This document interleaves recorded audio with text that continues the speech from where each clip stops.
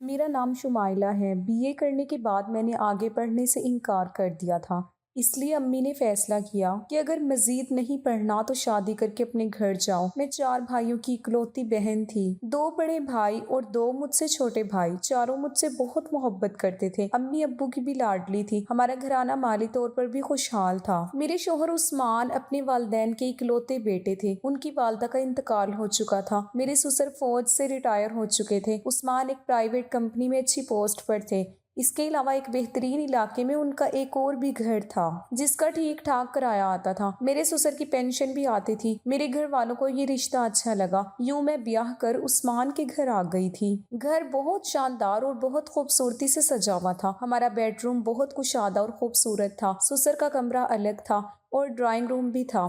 घर की छत पर भी एक स्टोर रूम बना हुआ था जिसमें फालतू सामान रखा हुआ था। मेरे जहेज के सामान की वजह से पुराना फर्नीचर ऊपर रख दिया गया था। शादी की पहली रात ही उस्मान ने अपनी बातों से मुझे अपना दीवाना बना लिया। बिलाशुबा वो बहुत अच्छे इंसान थे। वो भी खूबसूरत चेहरे और सरापे के मालिक। मेरे बाल भी बहुत घने और सियाह थे। मजमूई तौर पर मैं एक हसीन लड़की थी। हमारी जोड़ी कमाल की थी। शादी के बाद पहले सुबह उस्मान अभी सो रहे थे।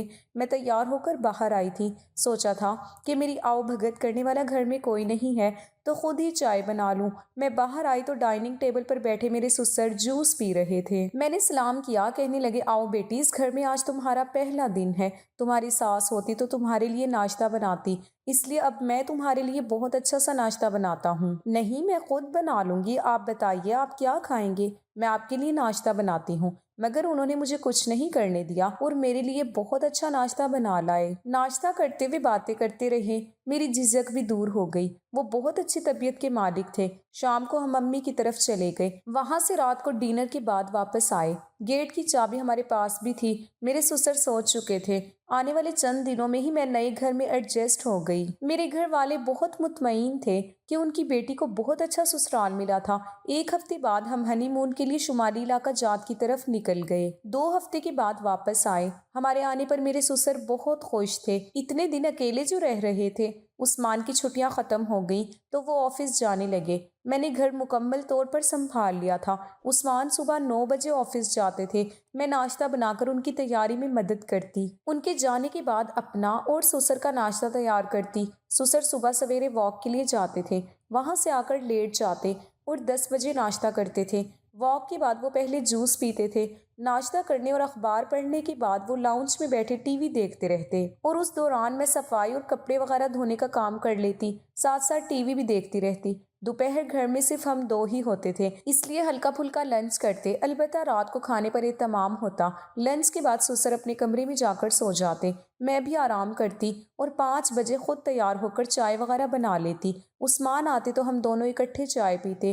रात के खाने के बाद ससुर वॉक के लिए निकल जाते। मैं किचन समेटती, फिर मैं और उस्मान सुबह नाश्ते के लिए सामान वगैरह लेने करीबी स्टोर पर चले जाते। रात को मैं ससुर को एक गिलास दूध देकर अपने बेडरूम में आ जाती थी। मेरी जिंदगी बहुत खूबसूरत हो गई थी। मोहब्बत करने वाला शोहर और ख्याल रखने वाला ससुर था। ससुर अक्सर कामों में मेरा हाथ बटा देते थे। हम फिल्म देखते, उस पर तबसरा करते। उस्मान खुश थे कि मैं उसके वालिद का बहुत ख्याल रखती हूँ। दिन गुजरते गए और हमारी शादी को 1 साल हो गया।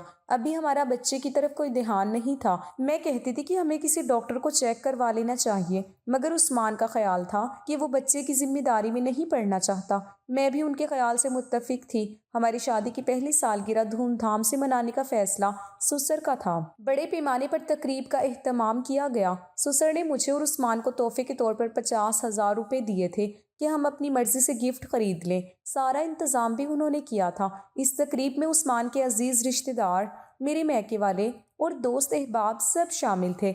वो नवंबर का खुशगवार मौसम और महीना था। उस्मान ने मुझे सुर्ख और सब्ज रंग की बनारसी साड़ी और गोल्ड का सेट दिया था। मेहमान आने में अभी देर थी। मैं अपने कमरे में तैयार हो रही थी। उस्मान मेरे लिए गजरे लेने गए हुए थे। मैंने साड़ी को इस्त्री करके बेड पर फैला रखा था और मैं हेयर ड्रायर के साथ अपने बाल सुखा रही थी। उस्मान की ख्वाहिश थी कि मैं तकरीब में दुल्हन सी नजर आऊं, इसलिए मेरी तैयारी भी वैसी ही हो रही थी। मैं गुनगुनाते हुए उठ रही थी कि बेडरूम का दरवाजा खुला।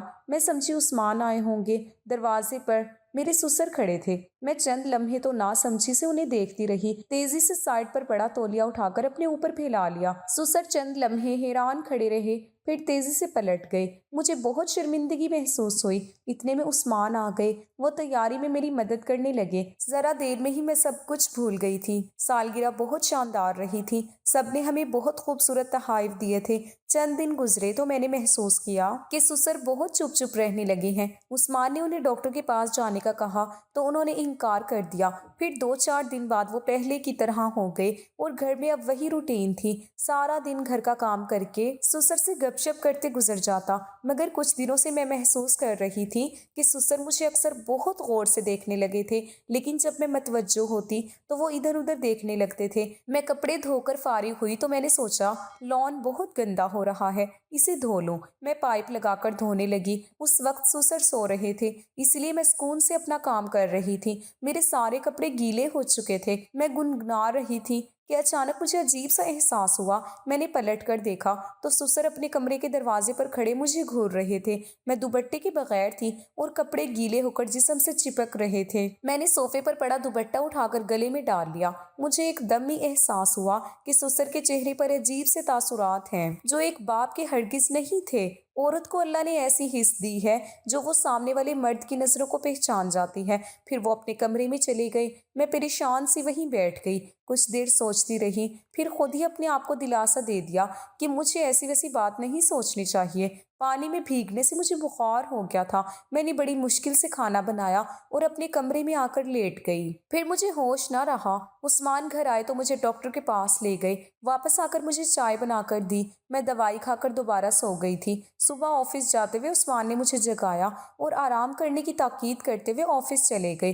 دوائی کی وجہ سے میں غنودگی میں تھی، ویسے ہی لیٹی ہوئی تھی۔ غنودگی میں مجھے پتہ نہیں میں کتنی دیر سوئی رہی۔ مجھے یوں محسوس ہوا جیسے کسی نے میرے چہرے پر ہاتھ پھیرا ہے۔ میں نے بڑی مشکل سے آنکھیں کھولی تو کوئی تیزی سے کمرے سے باہر نکل گیا۔ بند ہوتی آنکھوں میں مجھے سسر کا چہرہ نظر آیا۔ پھر مجھے ہوش نہ رہا۔ دوپہر کو عثمان آفس سے آ گئے تھے اور مجھے ڈبل روٹی کے ساتھ چائے دے دی تھی۔ شام کو وہ مجھے دوبارہ ڈاکٹر کے پاس لے گئے تھے۔ اب بخار کافی ہلکا ہو گیا تھا۔ اگلی صبح میری طبیعت کچھ بہتر تھی۔ پھر بھی سسر نے خود ناشتہ بنا کر عثمان اور مجھے دیا تھا۔ عثمان چھٹی کرنا چاہتے تھے مگر سسر نے انہیں زبردستی آفس بھیج دیا۔ میں سسر کی طرف سے کھٹک رہی تھی۔ میں نے دوائی نہیں کھائی کیونکہ دوائی کھانے سے مجھے بہت غنودگی ہو جاتی تھی۔ میں لیٹی رہی۔ 11 بجے کا ٹائم تھا۔ میرے بیڈ روم کا دروازہ آہستہ سے کھلا۔ میں نے آنکھیں بند کر لی۔ سسر میرے بستر کے قریب آ کر کھڑے ہو گئے۔ پھر انہوں نے میرا ہاتھ پکڑا اور جھک کر اپنے گال پر رکھ لیا۔ میرے تو رونگٹے کھڑے ہو گئے۔ اب میں سسر کی نیت کو سمجھ گئی تھی۔ میں نے ہاتھ چھڑایا اور اٹھ کر بیٹھنے کی کوشش کرنے لگی۔ لیٹی رہو، وہ ہمدردی سے بولے۔ میں دیکھ رہا تھا اب تمہیں بخار ہے یا نہیں، تمہیں بھوک لگی ہے، کچھ بنا لوں، وہ کہہ رہے تھے اور میرا سارا وجود زلزلوں کی ضد میں تھا۔ پھر وہ باہر چلے گئے۔ میں نے جلدی سے اٹھ کر اندر دروازے کو کنڈی لگا لی اور پھوٹ پھوٹ کر رونے لگی۔ ہنستی کھیلتی زندگی پر ہی کیسا سایہ آ پڑا تھا۔ میں رو رو کر خدا سے فریاد کرنے لگی تھی۔ یہ مرد کی فطرت ہے، جب تک اس کی نیت چھپی رہے اس میں کچھ جھجک رہتی ہے، مگر جب نیت کھل جائے تو وہ اور بے باک ہو جاتا ہے۔ سسر کو بھی جب یہ اندازہ ہوا کہ میں اس کی نیت بھانپ گئی ہوں تو وہ کھل کر سامنے آ گئے۔ اپنے گھر کا کام کاج کر کے اپنے کمرے میں بند ہو جاتی۔ سسر بہانے بہانے سے میرے ارد گرد رہتے، میرا ہاتھ پکڑ لیتے تو کبھی گزرتے ہوئے میری کمر کو چھو لیتے تھے۔ میں لرز کر رہ جاتی۔ یہ صورتحال میں نہ عثمان کو بتا سکتی تھی اور نہ ہی اپنے گھر والوں کو۔ عثمان کبھی بھی اپنے باپ کے بارے میں ایسی بات پر یقین نہیں کرتے، بلکہ ہو سکتا تھا مجھے گھر سے نکال دیتے۔ خوف کے مارے میرا خون خشک ہو رہا تھا۔ دن بدن میں اندر سے کمزور ہوتی جا رہی تھی، رنگ زرد ہوتا گیا تھا۔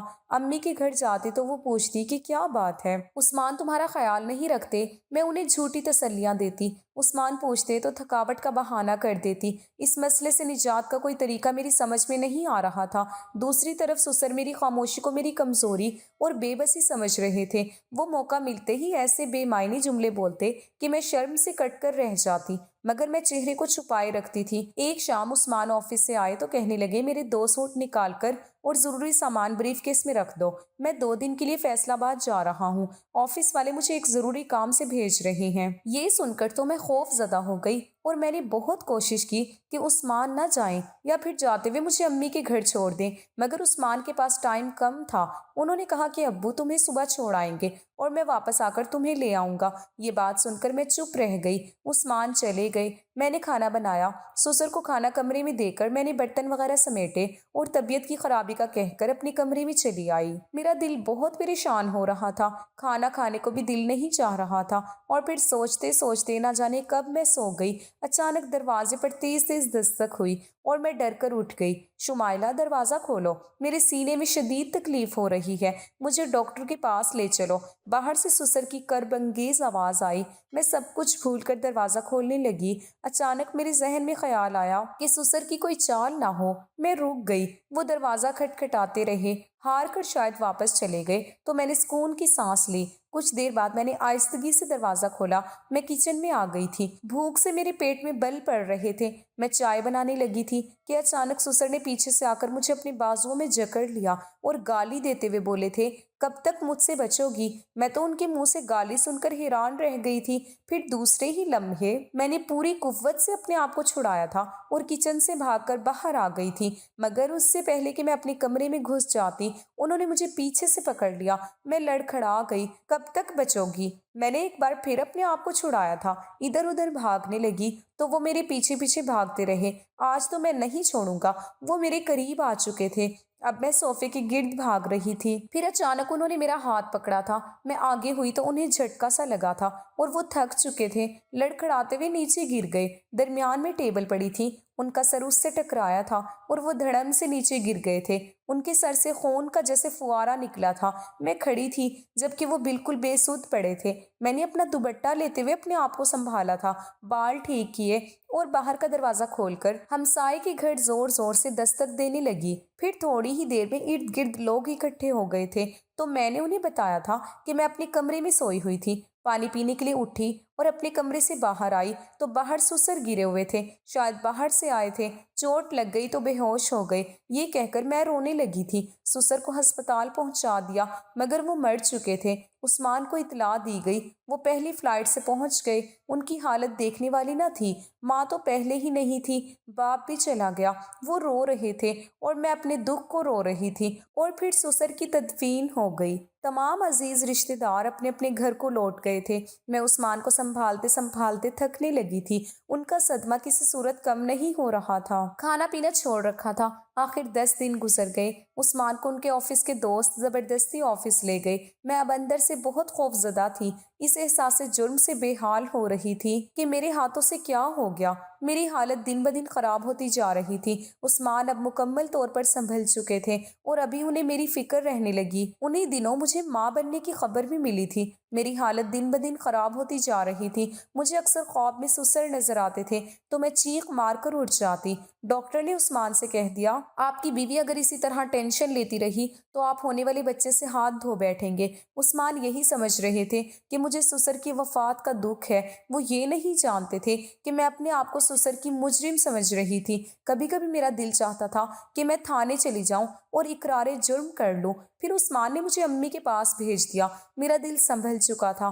امی کے گھر آ کر میں ویسے ہی گمسم سی راتوں کو اٹھ کر چیخنا چلانا اور پھر اونچی آواز میں رونا شروع کر دیتی۔ میرے ماں باپ میری حالت پر پریشان تھے۔